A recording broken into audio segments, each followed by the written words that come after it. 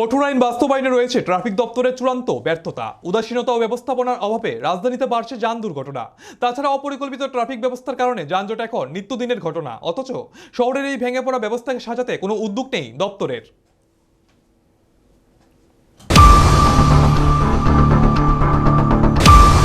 ইদানিংকালে আগরতলা সহ শহরতলি এবং গোটা রাজ্যেই প্রতিদিন একাধিক যান দুর্ঘটনা ঘটছে। খবরের কাগজ খুললেই এই ধরনের দুর্ঘটনার খবর মনকে ভারাক্রান্ত করে তোলে। এই দুর্ঘটনাগুলোতে মৃত্যুর ঘটনাও কম নয়, আবার আহতের সংখ্যাও প্রচুর। দুর্ঘটনাগুলোতে অনেকের অঙ্গহানির মতো ঘটনাও ঘটেছে। বহু মানুষ পঙ্গু হয়ে যাচ্ছেন। আবার যান দুর্ঘটনায় পরিবারের একমাত্র রোজগারী ব্যক্তির অকালে মৃত্যু হওয়ায় সেই পরিবারের নিঃস্ব হয়ে যাবার ঘটনাও প্রচুর। রাজ্যে একটি বেসরকারি সংস্থার সমীক্ষায় দেখা যাচ্ছে যান দুর্ঘটনায় বলি হচ্ছেন বেশিরভাগই টিনেজার, কিশোর যুবক যুবতী। আবার এদের মধ্যে বেশিরভাগ বাইক অর্থাৎ দু চাকার আরোহী। একটা সময় বাইসাইকেলই ছিল সাধারণ মানুষের চলাচলের অন্যতম মাধ্যম। যুগ পাল্টেছে, এখন বাইক সাইকেলের স্থান নিয়েছে স্কুটি বাইক। এখন তো 15 বছর বা 16 বছর হলেই মা বাবারা সন্তানদের চাহিদার কাছে হার মেনে বাইক বা স্কুটি কিনে দিতে বাধ্য হচ্ছেন। সন্তানদের আবদারের বাইক বা স্কুটি এখন টিনেজারদের জীবন বিপন্ন করে তুলেছে। যান দুর্ঘটনার অন্যতম কারণগুলোর মধ্যে হচ্ছে বেপরোয়া গতি, হেলমেট না পরা বা পরলেও এর স্ট্রিপ সঠিকভাবে না বাঁধা, ওভারটেক করা, আইন না মানা ইত্যাদি। রাজধানী সহ রাজ্যের সর্বত্র ইদানিং যতগুলি যান দুর্ঘটনা ঘটেছে এদের মধ্যে বেশিরভাগই যুবক কিশোর। আগরতলা শহরে কয়েকটি এলাকার ছাড়া এখন রাস্তাঘাট আগের তুলনায় অনেকটাই ভালো। তবে রাস্তা হয়তো তেমন প্রশস্ত হয়নি, কিংবা রাস্তার পরিমাণ সংখ্যায় হয়তো তেমন বাড়েনি, কিন্তু সেই তুলনায় যানবাহন বেড়েছে কয়েক গুণ। ভাবা যায় শহর আগরতলা প্রায় প্রত্যেকটি বাড়িতেই 2 চাকার বাইক বা স্কুটি হলেও আছে। একটু সম্ভ্রান্ত হলে একটি বাড়িতে দ্বিচক্রযানের পাশাপাশি একাধিক 4 চাকার গাড়ি, ফলে সব চাপ এসে পড়ছে রাস্তার উপর। একদিকে যানজট হচ্ছে, অন্যদিকে বেশি যানবাহন হবার ফলে কেউ আইনকে পরোয়াই করছে না। দ্রুত গতিতে ছুটছে যান, রাস্তা ভালো হওয়া এক্ষেত্রে অভিশাপ হয়ে দাঁড়াচ্ছে। বিশেষ করে আগরতলা শহরে উড়াল ফুল যানবাহন চালানো এবং ট্রাফিক ব্যবস্থা কোনো নীতিমালা না থাকায় সেখানে যানবাহনগুলো যেন হাওয়ায় উড়ে। আর রাতে প্রমোদ ভবনে যারা উড়াল ফুলে দুরন্ত গতিতে গাড়ি কিংবা বাইকে সওয়ারি হন এবং তারাই প্রকৃতস্থ থাকেন না, ফলে দুর্ঘটনা ঘটে উড়াল ফুলে। দুর্ঘটনায় বেশ কয়েকজন দুর্ঘটনায় মারা গেছে এমন ঘটনা ঘটেছে।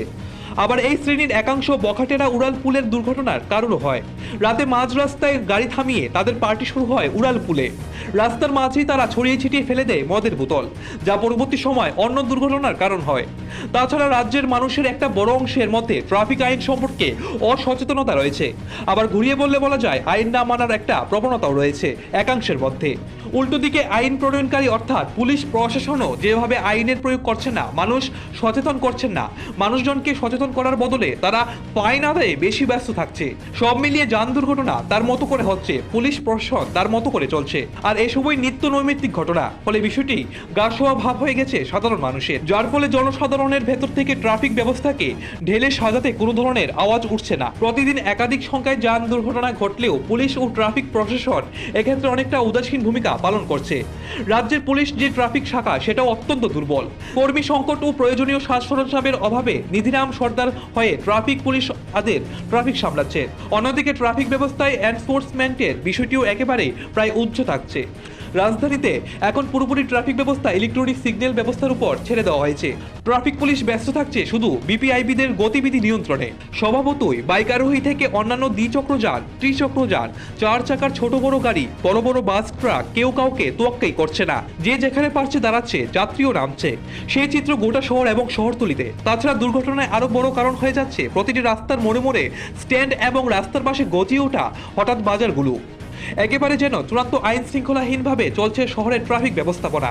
রাজধানী যদি এই চেহারা হয়, তাহলে শহরতলি এবং মফস্বল শহরগুলির চেহারা আরো বিবর্ণ হবে তা বলাই বাহুল্য। কিন্তু এসব দেখার কেউ নেই, অথচ সব জায়গাতেই গাড়ি ঘোড়া বেড়েছে, রাস্তা বাড়ুক না বাড়ুক, ফলে যান দুর্ঘটনা পিছু ছাড়ছে না রাজ্যের।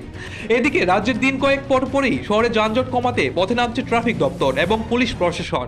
একেবারে শীর্ষস্তরের পুলিশ আধিকারিক থেকে নানা স্তরের আধিকারিকরাও রাস্তায় নেমে শুধু বাইক আরোহীদের বিরুদ্ধে অভিযান করে।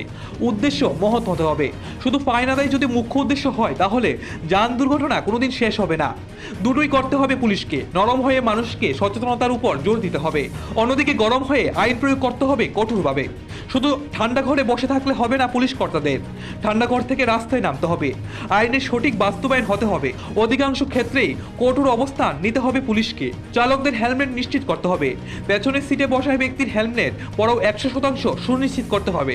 ট্রাফিক আইন যাতে মানুষ মেনে চলে এর জন্য সচেতন করতে হবে। ট্রাফিক নিয়ন্ত্রণে সংশ্লিষ্ট দপ্তরের উপর থেকে ক্ষমতাশীলদের চাপ কমাতে হবে। ট্রাফিক পুলিশের ইউনিটকে শক্তিশালী করতে হবে। এক কথায় যান অর্থাৎ দ্বিচক্র, ত্রিচক্র, চার চাকার, ছোট বড় বাস সব যানকে একটা শৃঙ্খলার মধ্যে আনতে হবে। এজন্য সবার সহযোগিতা প্রয়োজন মনে করে পুলিশকে এগিয়ে আসতে হবে। তাহলেই যদি শহর আগরতলা যানবাহন কিছুটা নিয়ন্ত্রণ হয়। নিজস্ব প্রতিনিধি রিপোর্ট, এশিয়ান টাইমস।